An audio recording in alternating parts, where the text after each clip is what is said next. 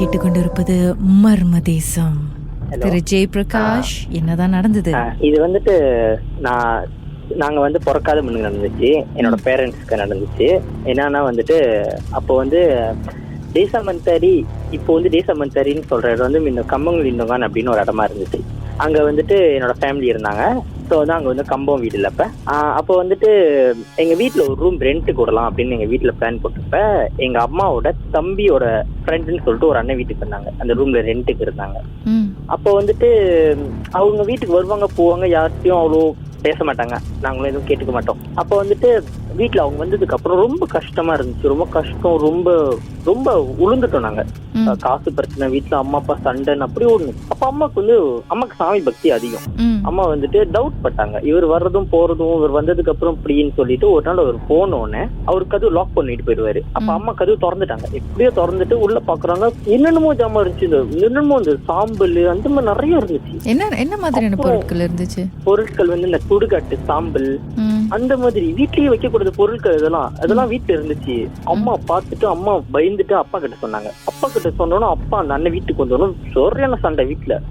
காட்டி அப்பா வந்து வீட்டோட துரத்திட்டாரு. துரத்தினோன்னு அந்த அண்ணன் வந்து கொஞ்சம் பிளாக் மேஜிக்ல ரொம்ப பவர்ஃபுல் போல. ஸோ வீட்டோட துரத்தினோன்னு அவருக்கு ஆத்திரம் வந்துருச்சு. வீட்டு வாசலை தாண்டி ரோட்டுக்கு போயிட்டு எங்களை பார்த்து ஒரு வார்த்தை சொன்னாரு, நீங்க எப்படி குடும்பத்தோட சந்தோஷமா இருக்கீங்க நான் பாக்குறேன் அப்படின்ட்டு. அப்புறம் கொஞ்ச நாள் போயிட்டோன்னே கொஞ்ச நாள் வந்து எங்க வீட்டுல மழை பெஞ்சா தண்ணி ஏறணும்னு ஒரு நாள் ஒரு பாம்பு கோழி அடிச்சு தரத்தரன்னு இழுத்துட்டு வந்து எங்க வீட்டு வாசல்ல போட்டுட்டு பேசி எங்க வீட்டுல எல்லாரும் பார்த்தாங்க. எங்க வீட்டுல எல்லாரும் பார்த்த உடனே அம்மாக்கு அதுக்கப்புறம் ஒரு டவுட் வந்துருச்சு. அம்மா என்ன வச்சுட்டாங்க, என்ன வீட்டுல இந்த மாதிரி சொல்லிட்டு இருந்தாங்க. அதுக்கப்புறம் அம்மாக்கு ரொம்ப உடம்பு சரியில்லாம போயிடுச்சு. படிக்க ஆயிட்டாங்க.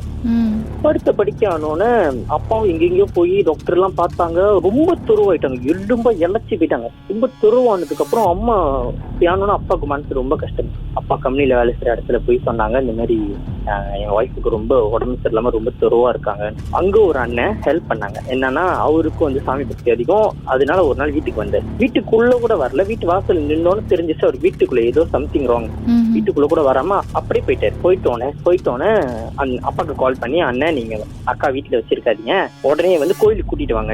அப்பா கூட்டிட்டு வந்தோடனே சாமி பார்த்தப்ப வந்துட்டு அவர் சொல்லியிருக்காரு, நீங்க வீட்டு வாசல்ல போய் பாருங்க, வீட்டு வாசல்ல பாருங்க உங்களுக்கு தெரியும் அப்படின்ட்டாரு. வீட்டு வாசல் வந்தாலும் வீட்டு மண்ணை தோண்டி பார்த்தா உள்ள வந்துட்டு கனி, ஒரு பொம்மை, ஒரு கோழியோட தலை, அப்புறம் நிறைய குங்குமம் எல்லாம் போட்டு அந்த மாதிரி ரொம்ப இதுவா இருந்துச்சு. அப்புறமா வந்துட்டு அது அப்படியே பெட்ரோல் ஊத்தி எரிச்சிட்டு அதுக்கப்புறம் அப்ப எரிச்சிட்டாங்க. அது தொடக்கூடாதுன்னு சொல்லிட்டு. அப்புறம் மறுநாள் கோயில்ல போயிட்டு திரும்பி பார்த்தப்ப அவங்க சொல்லியிருக்காங்க, நீங்க வீட்டுல ஒருத்தனை வச்சிருந்தீங்க, வீட்டுல இருந்து அவனை வெளியாக்கிட்டீங்க. அவன் வந்து யாருனால வெளியாவனானா உங்க ஒய்ஃப்னால வெளியாவனா, உங்க ஒய்ஃப் வந்துட்டு காட்டி கொடுத்ததுனால அவங்க ஒய்ஃப் நல்லா இருக்க கூடாதுன்னு வீட்டு வாசல்ல வச்சு அவங்களுக்குன்னே வச்சுட்டான். அதனால அம்மா அந்த வாசல்ல மிதிச்சு நடக்க அவங்களுக்கு கால் வழியா ஏறி ரொம்ப படிக்க ஆயிட்டாங்க. படிக்க ஆனோன்னு ரொம்ப துருவாயிட்டாங்களா. அதுக்கப்புறம் என்ன பண்றது தெரியல, சாங்கி எப்படி செய்யணும்னா இறந்து போனாதான் அது போகுமா. ஒருத்தங்க இறக்குற வரைக்கும் அது இருக்கும். அப்புறம் அவங்களை இறந்து போற மாதிரியே அவங்களுக்கு எல்லாம் சாங்கி செஞ்சாங்க. ஒரு இறந்தவங்களுக்கு செய்யற மாதிரி அந்த பாடையில பாட வச்சு அப்பவே எங்க அம்மாக்கு அதெல்லாம் செஞ்சாங்க. எங்க அப்பா தான் எல்லாம் செஞ்சு முடிச்சு அதை உடைச்சி. ரொம்ப கொடுமையான ஒரு சிச்சுவேஷனா இருந்திருக்குமே அது. ரொம்ப அம்மா கொஞ்சம் விட்டு செத்துருப்பாங்க. அந்த நிலைமைக்கு அது கொண்டு போயிருக்கு. அது முடிச்ச உடனே அது அவங்கள விட்டு வெளியாகணும்னா ஒருத்தவங்களுக்கு அருள் வந்துதான் அதை பிடிச்சி அதை அடைச்சாங்க. அடைச்சதுக்கு அப்புறம் அம்மா அதுக்கப்புறம் ரெக்கவர் ஆகி திரும்பி வந்து அப்புறம் தான் நல்லா இருந்தாங்க. இப்போ அதை நினைச்சாலே எங்க அப்பா அந்த அங்கிள் இவங்க எல்லாம் ஹெல்ப் பண்ணலன்னா எங்க அம்மா அப்பவே இறந்துருப்பாங்க. நான் பார்த்துக்க கூட மாட்டேன். என்னமோ நடந்திருக்கும். இப்போ எங்க அம்மா அவங்களோட ஹெல்ப்ஃபுல்லால நல்லா நிம்மதியா இருக்காங்க இப்போ வரைக்கும்.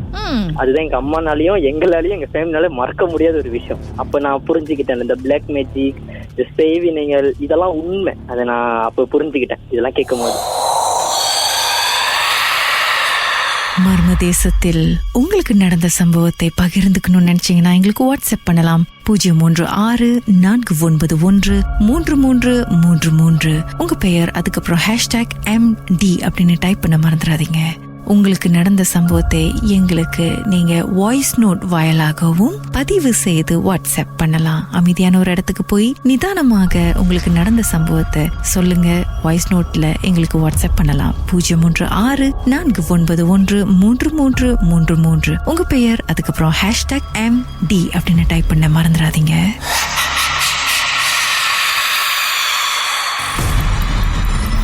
Ragavil Marmadesa.